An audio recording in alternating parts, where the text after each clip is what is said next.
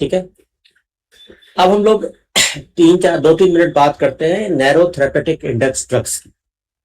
ये भी special consideration में आती है बिकॉज नैरो थेरेपेटिक इंडेक्स का मतलब अगर आप सिंपल भाषा में समझें तो फॉर एग्जाम्पल के तौर पे मैं बता रहा हूँ कि अगर जैसे कोई एक दवाई है, उसकी 500 मिलीग्राम थेरेपेटिक डोज है और वो अगर गलती से थोड़ी सी भी ज्यादा चली जाए, मान लीजिए 520 मिलीग्राम चली जाए बॉडी के अंदर, तो वो टॉक्सिक हो जाती है।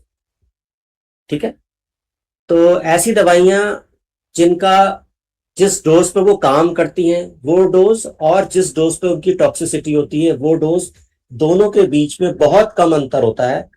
इसको बोलते हैं नैरो थेरेपेटिक इंडेक्स।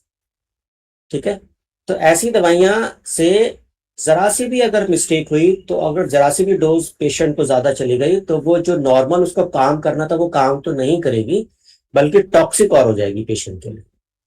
ठीक है, तो narrow therapeutic index drugs are the medications with a very small margin between the effectiveness of the drug and toxic doses. Small differences in dose or blood concentration can lead to severe life-threatening adverse reactions or therapeutic failures. Therapeutic failure तो हो ही गया because dose कम ज्यादा हो गई, तो therapeutic तो काम आएगी नहीं, और अगर ज्यादा हो गई तो उसके बाद वो क्या नाम टॉक्सिक और हो जाएगी। These medications require precise dosing. Dosing इनकी इतनी प्रिसाइज होनी चाहिए कि अगर उन्होंने लिखा है कि 2 ml देनी है, 1 मिलीग्राम देनी है, 2 मिलीग्राम देनी है, 20 मिलीग्राम देनी है, तो जितनी भी देनी है उतनी दी जाए, उससे 1 मिलीग्राम भी फालतू नहीं, कम नहीं। इसलिए इनको प्रिसाइज डोजिंग में किया जाता है। और यहाँ पे डोज कैलकुलेशन का बहुत इंपॉर्टेंट रोल है। अगर डोज कैलकुलेशन में हमने गलती की तो ये थेरेपेटिक डोज ना बन के टॉक्सिक डोज बन जाती। ठीक है, इसमें एग्जाम्पल्स कौन कौन से? वारफेरिन एक दवाई होती है जो एंटीकोगुलेंट होती है। डिजॉक्सिन हार्ट फेलियर में दी जाती है।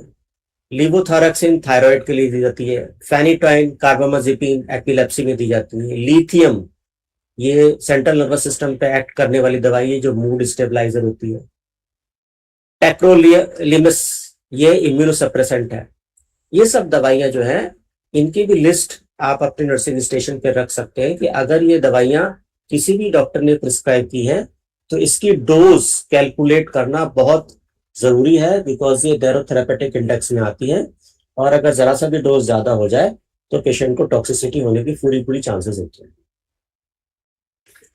ठीक है, clinical implication, drug interaction. Narrow therapeutic index drugs are highly susceptible to interaction with other drugs, food and supplements. ये जो दवाइयां होती हैं ये दूसरी दवाइयों से भी इंटरेक्ट करती हैं, खाने से भी इनका असर पड़ता है, और जो अगर कोई पेशेंट सप्लीमेंट्स ले रहा है तो सप्लीमेंट से भी इनका इंटरेक्शन बहुत ज्यादा होता है। ठीक है, generic substitution. Regularly agency such as FDA often apply strict bioequivalence standards for generic versions of NI drugs to ensure safety.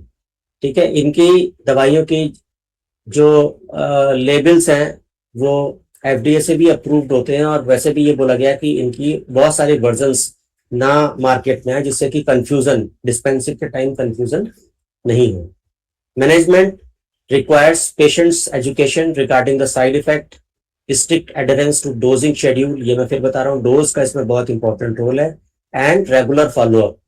दवाई देने के बाद आपको थोड़ा बहुत आधा घंटा 1 घंटा उसको फॉलोअप भी करना है, जिससे कि ये पता लगे कि जो आपने डोज दी थी उससे कोई नुकसान तो पेशेंट को नहीं हुआ है। तो this is all about narrow therapeutic index. इसमें सबसे इंपॉर्टेंट बात यह है कि जो इसकी थेरेपेटिक डोज है वो डोज में और जो इसकी टॉक्सिक डोज है उस डोज में बहुत कम डिफरेंस होता है, इसलिए इनकी डोजिंग बहुत इंपॉर्टेंट होती है।